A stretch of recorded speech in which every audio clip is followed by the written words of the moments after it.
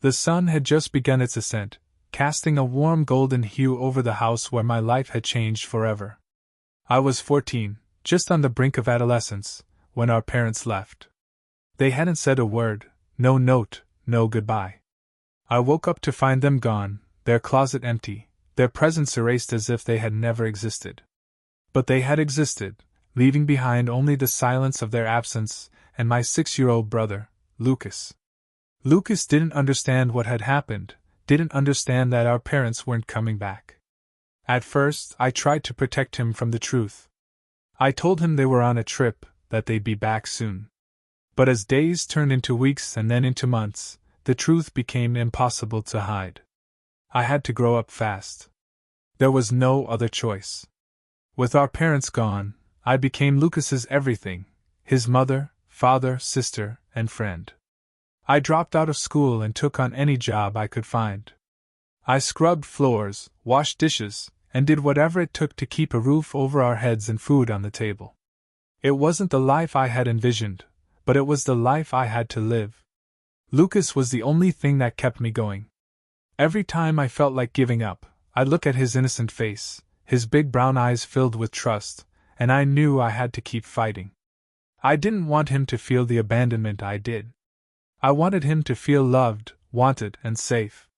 So, I sacrificed my dreams, my childhood, and my future for him. I gave him everything I had because he was all I had left. Years passed, and the burden of responsibility grew heavier, but I carried it without complaint. I had become accustomed to the sacrifices, the endless work, the sleepless nights.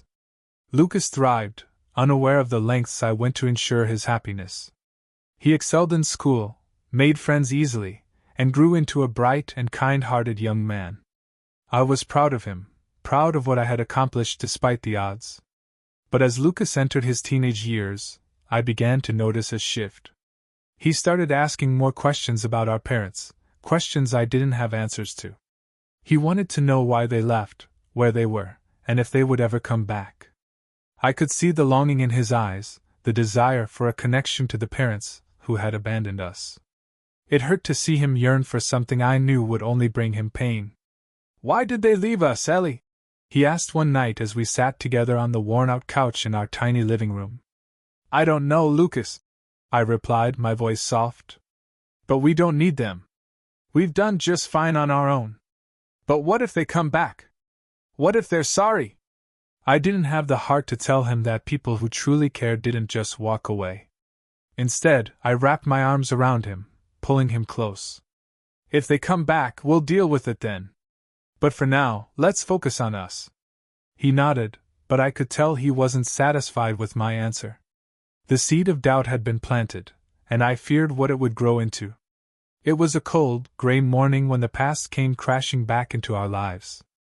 Lucas had just turned 18, and we were planning a small celebration, a rare moment of joy in our otherwise difficult lives. But the knock on the door that morning changed everything.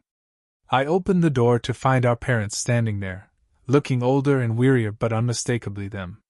My heart dropped into my stomach, and for a moment, I couldn't breathe. The sight of them, the smell of their familiar cologne and perfume, brought back memories I had long since buried. "Ellie," my mother said, her voice trembling.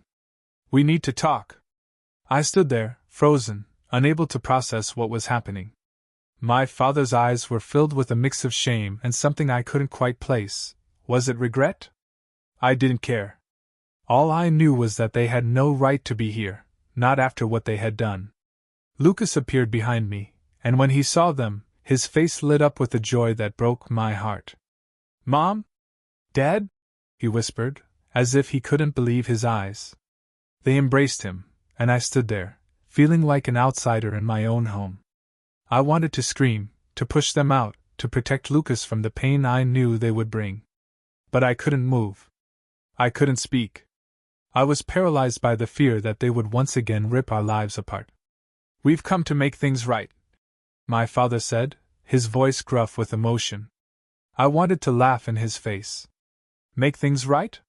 How could they ever make things right after what they had done? But Lucas, blinded by the hope he had clung to all these years, welcomed them with open arms. He wanted to believe in the fantasy they were offering, wanted to believe that our family could be whole again. I knew better. I knew that nothing good could come from their return. But I was powerless to stop it. As the weeks passed, our parents began to insert themselves into our lives in ways that made my skin crawl. They talked about the inheritance they had amassed during their years away, an estate worth more than I could have ever imagined. They promised it to both of us, but their words were laced with manipulation, with the unspoken expectation that we would forgive and forget their abandonment. Lucas, eager to believe in the redemption story they were selling, fell into their trap. He started spending more time with them, listening to their promises, and distancing himself from me. The bond we had spent years building began to fray, unraveling with every lie they fed him. I tried to warn him, tried to make him see that they were using him, but he wouldn't listen. "You're just jealous, Ellie," he snapped one day when I confronted him. "You're jealous that they came back for me." His words cut deep, but I knew they weren't his own. They were our parents' words, planted in his mind to turn him against me. I could see the doubt in his eyes, the confusion. He was torn between the sister who had raised him and the parents who had abandoned him, and he didn't know which way to turn. The tension between us grew, fueled by our parents' manipulation. They pitted us against each other, playing on Lucas's insecurities and my fears. And then came the final blow, our father's will. It was clear that they had planned this from the start. The will left everything to Lucas, with only a small portion set aside for me. They had convinced him that I didn't need as much, that I had already taken too much from him by keeping him from them. They had twisted the truth, turning my sacrifices into something selfish and greedy. When I confronted them, they acted surprised, as if they had no idea why I was upset. "We just want to provide for Lucas," my father said. "He deserves it after everything he's been through." "And what about me?" I demanded, my voice shaking with anger. "I raised him. I gave up everything for him. And now you're going to take that away from me?" "You made your choices, Ellie," my mother replied coldly. "This is what's best for Lucas." I couldn't believe what I was hearing. They were willing to destroy everything I had worked for, everything I had sacrificed, just to secure their place in Lucas's life. And worst of all, Lucas believed them. He filed a lawsuit against me, demanding control of the entire estate. He claimed I had manipulated our parents into giving me more than I deserved, that I had taken advantage of his trust. It was a betrayal so deep, so painful, that I didn't know how to recover. The courtroom became a battlefield, a place where the remnants of our family were torn apart for all to see. The trial was a media circus, with reporters and cameras capturing every bitter exchange, every tearful testimony. The public was fascinated by the drama, by the story of a brother and sister at war over their parents' legacy. I sat in that courtroom every day, feeling like I was on trial for crimes I hadn't committed. Lucas sat on the other side, flanked by our parents, who played the part of the concerned, loving family to perfection. They painted me as the villain, the greedy sister who wanted to take everything for herself. And Lucas, blinded by their lies, went along with it. I fought back with everything I had, but the damage was done. The bond between us was shattered, the trust broken beyond repair. I could see the doubt in Lucas's eyes, the uncertainty. But it was too late. The seeds of betrayal had taken root, and there was no going back. The trial dragged on for weeks, each day more painful than the last. I watched as my brother was torn apart by the conflicting emotions that raged within him. I wanted to reach out to him, to tell him that I still loved him, that I forgave him. But I couldn't. The betrayal was too fresh, too deep. In the end, the court ruled in my favor. The estate was to be divided equally, just as our parents had intended. But the victory felt hollow. I had won the legal battle, but I had lost my brother. Lucas refused to speak to me after the trial. He moved in with our parents, leaving me alone in the house we had once shared. The silence was deafening, a constant reminder of the family I had lost. Months passed, and the wound left by Lucas's betrayal began to heal, but it left a scar that would never fade.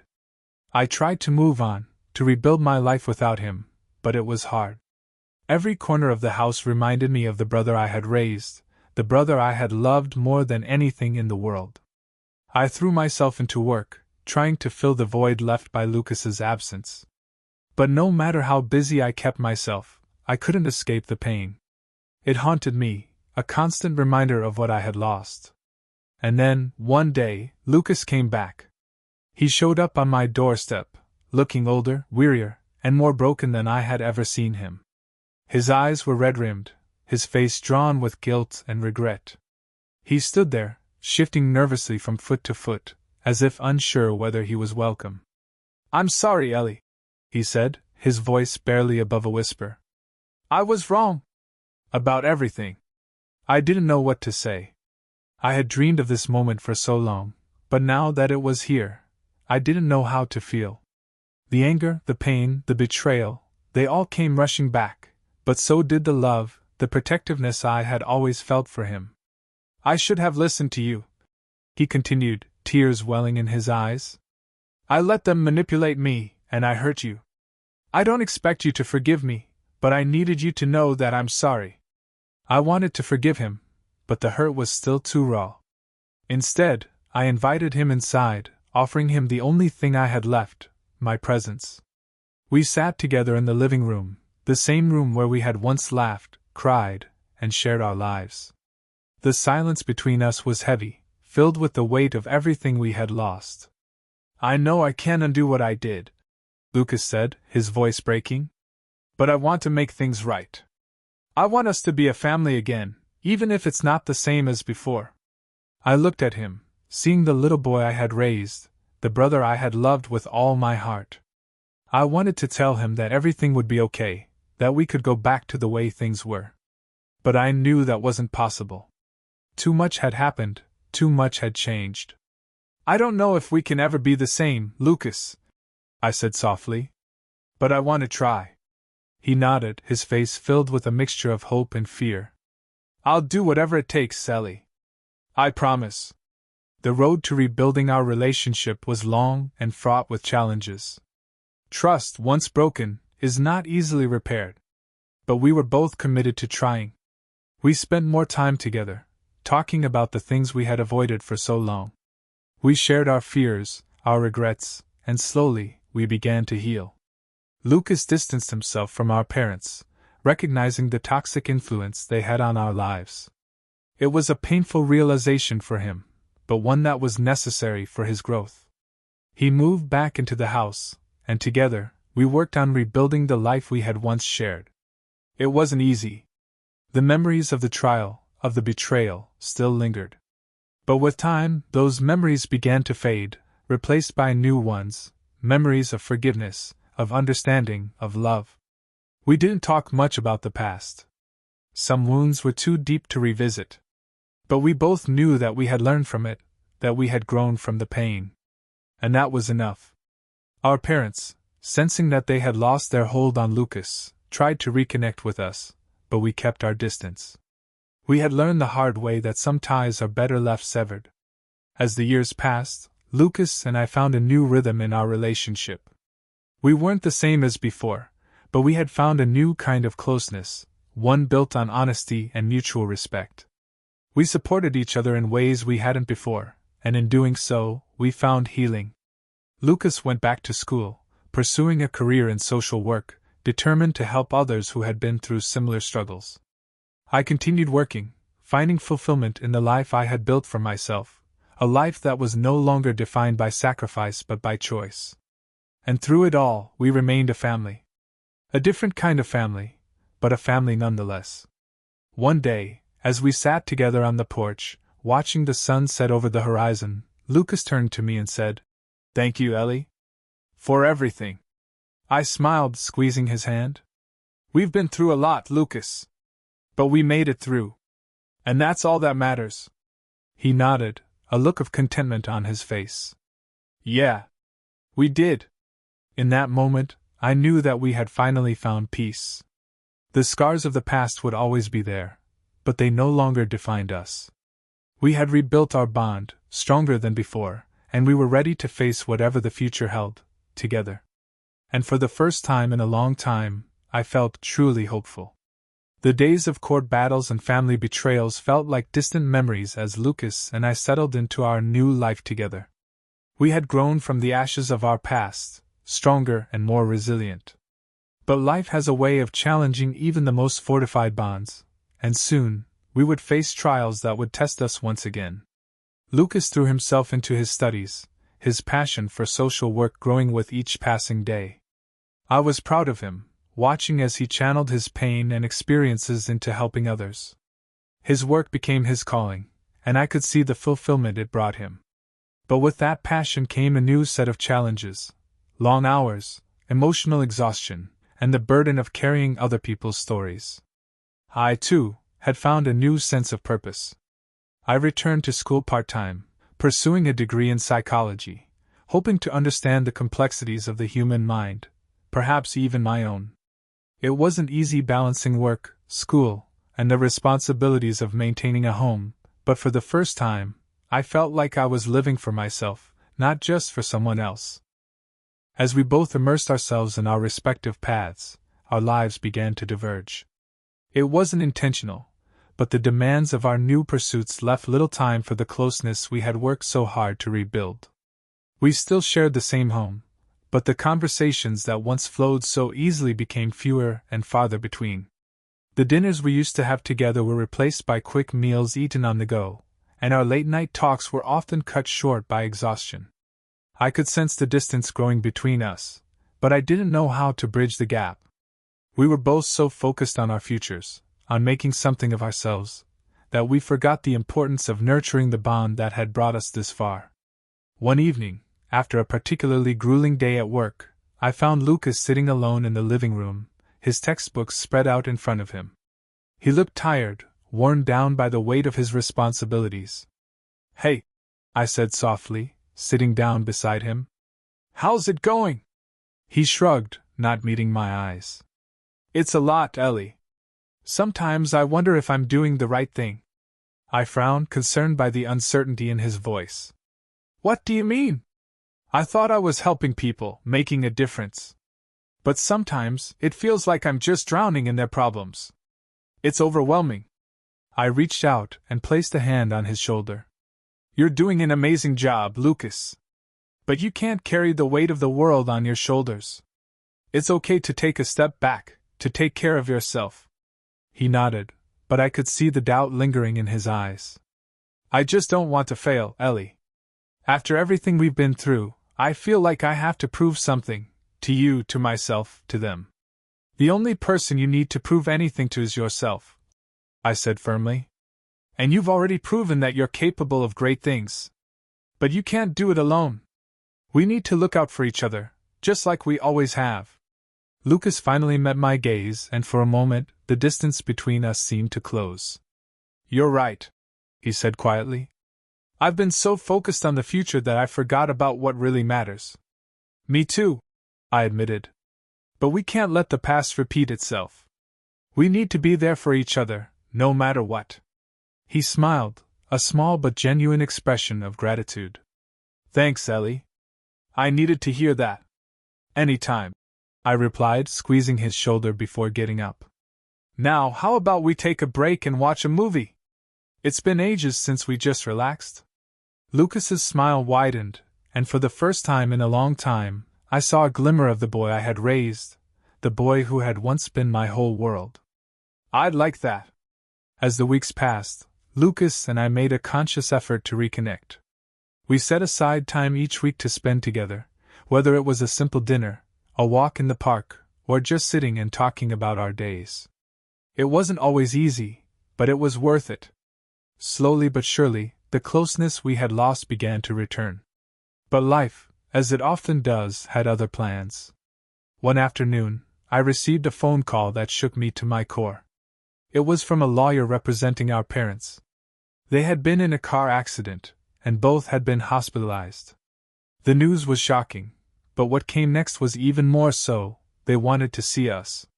I felt a surge of conflicting emotions: anger, resentment, and a flicker of concern.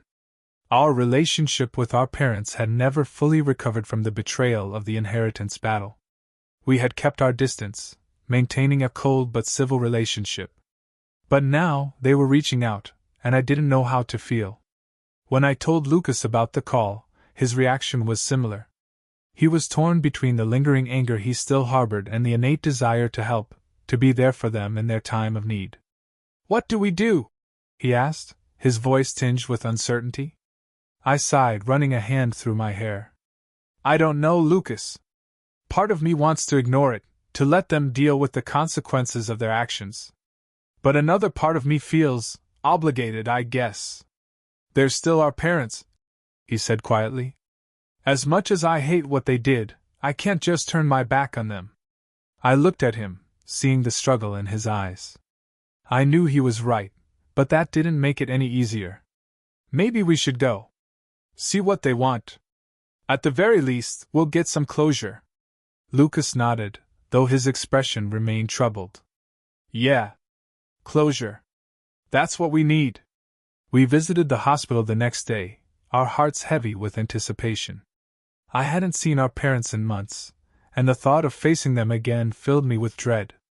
But I knew it had to be done. When we arrived at their room, I was struck by how frail they looked. The once vibrant people who had walked out of our lives so many years ago were now mere shadows of themselves. My father lay in the hospital bed, hooked up to various machines, his face pale and gaunt. My mother sat beside him, her eyes red-rimmed and filled with tears. "Ellie. Lucas," she whispered, her voice trembling. "Thank you for coming." We stood there, awkward and unsure of what to say. The tension in the room was palpable, the unspoken words hanging in the air like a heavy fog. My father was the first to break the silence. We know we've made mistakes. We know we've hurt you. And we're sorry. We truly are." I felt a pang of anger rise within me. It was too little, too late. But I forced myself to remain calm, to listen to what they had to say. "We've been doing a lot of thinking," my mother continued, her voice shaky. "About the past, about what we did to you both. And we realize now that we were wrong. We were selfish, and we let our pride get in the way of what really mattered, our family." Lucas shifted uncomfortably beside me, his face a mask of conflicting emotions. I knew he wanted to believe them, wanted to forgive them. But the wounds they had inflicted were deep, and forgiveness wouldn't come easily. "We don't expect you to forgive us," my father said, his voice weak. "But we wanted you to know that we regret everything. And we want to make things right if we can." "How?" I asked, my voice cold and distant. "How can you possibly make things right after everything you've done?" My mother's eyes filled with tears. "We've spoken to our lawyer. We want to change the will. We want to leave everything to you and Lucas, equally. We want to give you both what you deserve." I stared at her, disbelief and anger swirling within me. This was their solution. Money? Did they really think that throwing money at us would erase the years of pain and betrayal? "I don't want your money," I said, my voice firm. "I never did. All I ever wanted was a family. And you took that away from me." My father's eyes filled with sorrow. "We know. And we can never make up for that. But we want to try, even if it's just a small gesture." I looked at Lucas, searching his face for some sign of what he was feeling. But he remained silent, his eyes fixed on the floor. "I don't know if I can ever forgive you," I said quietly. "But I'm willing to try. Not for your sake, but for Lucas's. Because he deserves to have some peace." Lucas finally looked up, his eyes filled with tears. "I'm willing to try too. But it's going to take time." Our parents nodded, their faces etched with a mixture of relief and guilt. "We understand," my mother said. "And we're grateful. We just want to spend whatever time we have left trying to make things right." The months that followed were filled with tentative steps toward reconciliation. Our parents, true to their word, changed the will, ensuring that Lucas and I would share the inheritance equally. But the money, once a source of so much conflict, no longer held the power it once did. We had learned the hard way that true wealth couldn't be measured in dollars and cents. Instead, we focused on rebuilding our family, one fragile step at a time. It wasn't easy. The scars of the past were still there, and the trust that had been shattered would take years to rebuild. But we were trying, and that was more than I had ever thought possible. Lucas and I continued to support each other, finding strength in the bond we had fought so hard to preserve. Our parents, though still struggling with their own guilt and regret, made an effort to be there for us in ways they hadn't before. It wasn't perfect, and it never would be, but it was a start. And in the end, that was enough. As time went on, the pain of the past began to fade, replaced by the quiet contentment of a life lived with intention. Lucas graduated from his social work program, his face beaming with pride as he walked across the stage to receive his diploma. I was there, cheering him on, tears of joy streaming down my face. Our parents, though frilier than ever, were there too, their faces filled with pride and love for the son they had nearly lost. It was a bittersweet moment, a reminder of how far we had come, and how much we had overcome. After the ceremony, we all went out to dinner, something that would have been unthinkable just a few years ago. The conversation was light, filled with laughter and memories of better times. For the first time in a long time, I felt a sense of peace, a sense that maybe, just maybe, we had finally found our way back to each other. As we sat around the table, the warmth of our family surrounding us, I realized that the true inheritance we had been fighting for wasn't money or property. It was the love, the connection, the bond that had once been broken but was now slowly being repaired. And in that moment, I knew that no matter what the future held, we would face it together. Years passed, and the wounds of the past became distant memories, replaced by the joys and challenges of everyday life. Lucas went on to build a successful career in social work, helping countless others find their way through the darkness. I continued my studies in psychology, eventually opening my own practice, where I could use my experiences to help others heal.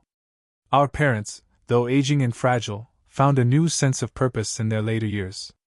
They became involved in various charitable organizations, giving back to the community in ways they hadn't before. It was their way of atoning for the mistakes they had made, and though it didn't erase the past, it gave them a sense of peace. As for Lucas and me, we remained close, our bond stronger than ever. We had been through so much together, and though the road had been rocky, we had emerged on the other side, not just as siblings, but as friends. One day, as we sat together on the porch of our childhood home, watching the sunset, Lucas turned to me with a smile. "We've come a long way, haven't we?" he said, his voice filled with a quiet pride. I nodded, feeling a deep sense of contentment. "Yeah, we have. And I'm proud of us, Lucas. We didn't let the past define us." He looked at me, his eyes filled with a warmth that hadn't been there for years. "Thanks for never giving up on me, Ellie. I wouldn't be here without you." I smiled, squeezing his hand. "We wouldn't be here without each other." As the sun dipped below the horizon, casting a warm glow over the landscape, I knew that our journey was far from over. There would be more challenges, more hardships, but we would face them together, just as we always had. And in the end, that was all that mattered.